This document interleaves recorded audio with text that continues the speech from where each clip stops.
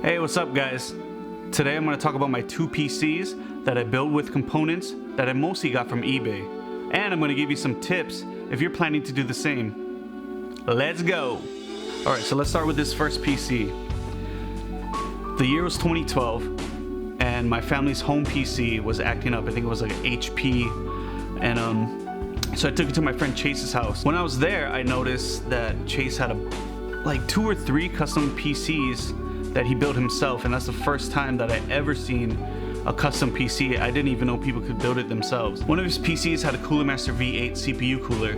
It was at that moment that I knew I had to build my own PC because it looked like an engine and I liked cars, so I was hooked from that moment on. I think the first thing I purchased was the motherboard, the Asus P6X58DE. I didn't do any research, I just purchased it. Next I got the CPU, the Intel i7-960 Bloomsfield.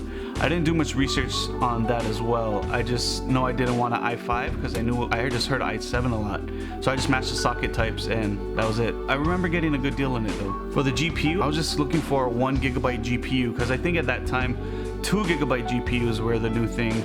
And I knew I didn't want the newest thing because I couldn't afford it, so I went for half of that. So I went for any video card that was 1GB.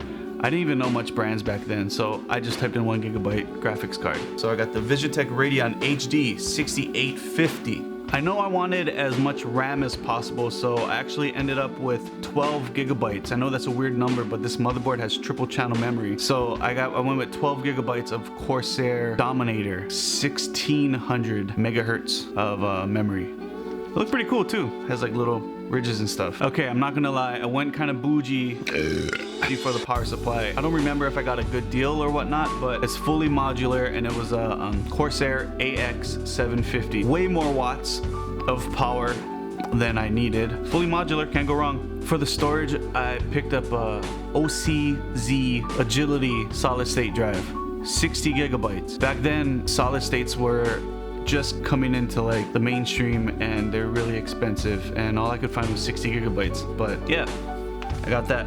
And I got 2 terabytes of hard drive disk, a WD Green. I think I got that from Best Buy. I don't even think I reached 1 terabyte of storage space yet, so still going strong. I got it in my new PC. Now the last couple of items I got, so I got an LG Blu-ray disc drive. I think I got that from Best Buy as well. Blu-rays was all the rage back then, so I had to have one. How else are you gonna burn disc, right? Blu-ray, let's go. A couple other things I got was these 2 140mm Sigma-Tech fans. I wanted it to be a blue PC theme, and you could only pick one LED color at the time.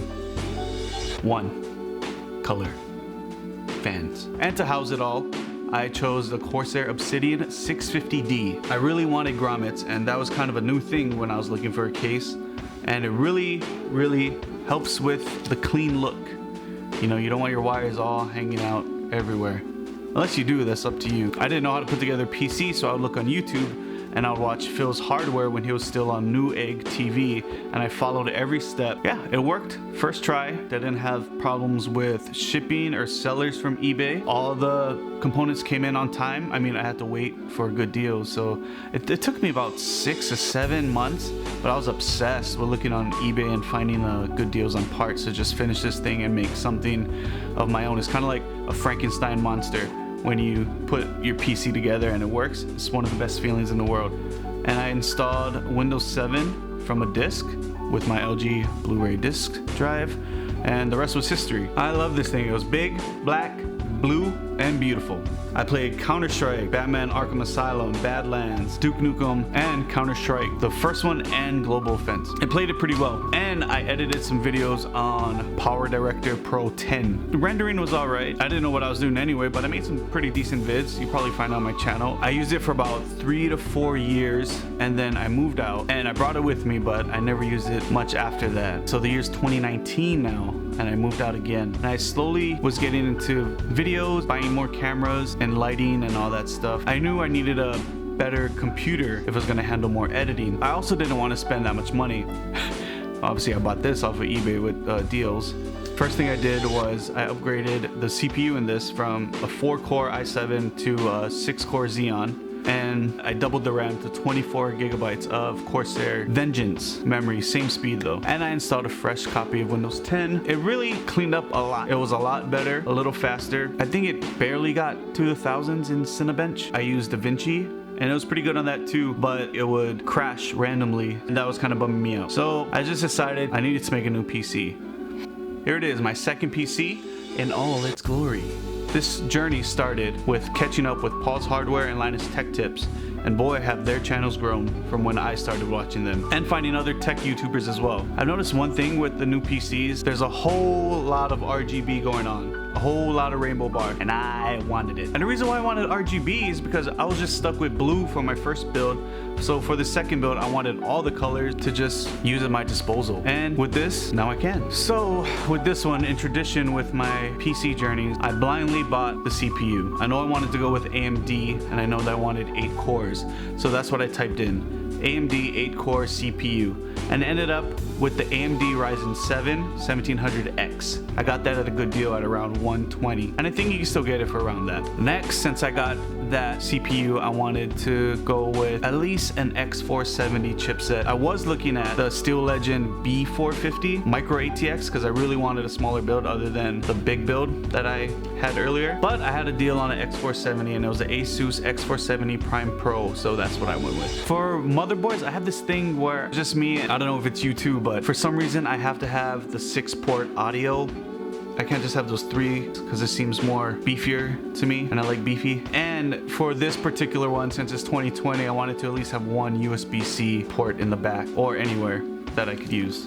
For GPUs this time, I know I wanted 8 gigabytes at least and a backplate. I didn't want no PCB showing. That's just me, because if I'm going to spend money on it, I want it to at least have some things that I like, and I like backplates on my GPUs. I didn't then, I do now. So I went with the Gigabyte Aorus RX 580, 8 gigabyte. It's 2 fans, so I knew it's not going to be a gigantic card that I have to account for when I buy the case, and it has a backplate. But it did have orange, so I use a black paint pen and went over that orange, black it out a bit. I know I wanted RAM with my RGB just so I could say, hey, look at my new modern PC. So I purchased the G.Skill Trident Z, 32 gigabytes of 3200 RAM. This was the first problem that I mentioned with buying off of eBay. The item never shipped. So in good faith, I waited for about a month, and after messaging the seller 3 times with no replies, I opened a case with eBay and I got refunded. I then switched it up and went with 32 gigabytes of Corsair Vengeance 3200 speed memory. It was from Best Buy, but Best Buy was selling it off their eBay store, and they had a lot of feedback. So even if it's not Best Buy, I believe it was Best Buy, and I did get a deal off of it. It was like 10 or 20 bucks off, so I'm not mad at it. It ended up being the same price as the original G.Skill memory that I bought, so it's all good. Of course, as you know, I love Corsair products, so I wanted an AIO that was from Corsair. So I went with the Corsair H100i RGB Platinum. I bought that used and it had some dust, so I had to take it to my shop at work and dust it off, but it works fine. Everything's all good. Some fins were bent, but I bent it back. Works like a charm. I love this thing. I did see an EK AIO that really looked nice, but I just didn't land that one on eBay, so I kept on fishing. And for the storage, I went with a Samsung Evo 960 500 gigabytes M.2 drive, because I could do that now with my new motherboard. And of course, I'm going to still use my old 2 terabyte drive from the first PC. And I'm still going to use the same power supply because it's still good, still fully modular, and it's still enough power for what I need for my new PC, so I threw that in too. And of course, to keep with my RGB and Corsair love, I got the Corsair LL120 fan set. I think I got 3, I got 3 of them. The 2 front ones are the original fans that came with the AIO. But the only crappy thing, the last thing I got for this PC, if you buy Corsair, of course you need the Corsair Lightning node, and that's another thing you have to buy if you want all of it to work properly with the iCUE software. I just bit the bullet, the RGB bullet, and I had to get it. To house all these beautiful new products for me, I decided to house it all in a Fractal Design Meshify C. I fell in love with this case when I was doing research on newer cases, because obviously it doesn't have this big hard drive cage that my old case had. It's just nice and compact, and it's not as big as the other one, and I just love it. It takes up less space and looks more modern, and it has really good airflow. And another thing too, they have a cutout in the back for cable management, which I love, and it comes with all the Velcro straps and all that stuff. So of course I had to get that case. I felt the same love that I had for that Corsair 650D that I had for this one. This one I got off a Newegg. I didn't get it off of eBay because I couldn't find a deal at the time. There was no sellers that were selling it for a good price. So I just bit that bullet too and decided to get it off Newegg. I do live in Hawaii, and Newegg does not have free shipping to Hawaii. So I kind of regret buying it off of there because I bought it for $120 and I could have got it for $70. The shipping sucks. I love the case, but I didn't love the price. So I got all the components in and everything worked. I lucked out. I didn't have any broken parts this time. Despite the RAM not shipping, that was the only hiccup in this PC journey, and everything going good. Got DaVinci running smoothly. I did Asus's 5-way optimization because I still don't know how to overclock, and I'm still teaching myself how to tweak parts a bit, but I used the Asus's 5-way optimization and got the Ryzen 7 1700X going at 4 gigahertz at 1.5 volts. Pretty stable too.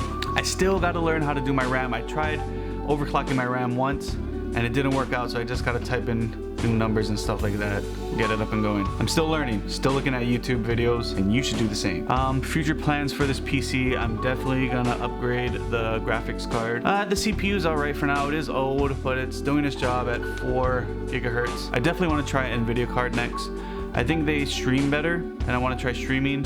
And with the NVIDIA RTX 3000 series coming up, I'm definitely gonna scoop some of your guys' old RTX cards off of eBay. Some of my regrets is the 1700X CPU. I wish I did my research and got a newer one. It is a really good CPU for what I'm doing right now, but I just wish I got a newer one. And I wish I got a better graphics card. But to add to all this, I did get all the components for under $150 each. So I'm pretty happy about that, even the graphics card and the CPU. All right guys, you see my builds and I told you what I would have done differently. So now I'm gonna give you some tips if you're planning to build a PC off of eBay. First thing is to look for high seller ratings. Look for at least a star next to their name. A gold star I think is what you start off with, and then it gets from blue to purple and it goes to shooting stars, but at least have a star. And please look at their feedback as a seller. You want to look for that and make sure they're real people giving feedback. I think you could do some automated feedbacks to make you look good, but please look to see if they ain't sus. Next, this is one thing that I like to do. If I think the seller is suspicious, I look at their pictures that they use to sell. I look at the background, and especially if they have multiple items, I like to see if it's the same place in the house that they're selling or the same background that they use. Because if they just use stock photos that they could get off of eBay, obviously that's one thing that is easy to do for anyone selling any item. To say that they're selling, they just get it off eBay and put it up. I really don't like stock photos. I like photos that you could tell they took themselves and that they have, yeah, the same background. Obviously, that just shows that they're a real person and they're trying to sell their stuff. And those are the two main things I look for when I'm buying stuff off of eBay, not just PCs, for anything. I rolled the dice a couple of times and I lost a couple of times, and most of the times it worked out. And if it doesn't work out, you can always get refunded, but don't rely on that. Please just look for good sellers. And as a disclaimer, if you get ripped off, it's not my fault. But anyway, thanks for watching, you guys. I want to give a special shout out to my friend Josh. He helped me with the music for this video. You can catch him on Spotify, SoundCloud, Instagram at Smooth Taka. I'll have a link in the description. And while you're on Instagram, check me out. It's Porkash, but the A is a V, because I made it when it was cool, and it's not cool anymore, but I'm still rocking it. If you like this video, leave a thumbs up. If you didn't, leave a thumbs down. Subscribe if you want, that'll be awesome. If you have a cool eBay story that you want to tell, put it in the comments. Let me know what you would have done differently with my builds, and if you have any advice for the builds that I do have, what you would change, or if I did anything wrong. Did I? Let me know. All right guys, have a good one.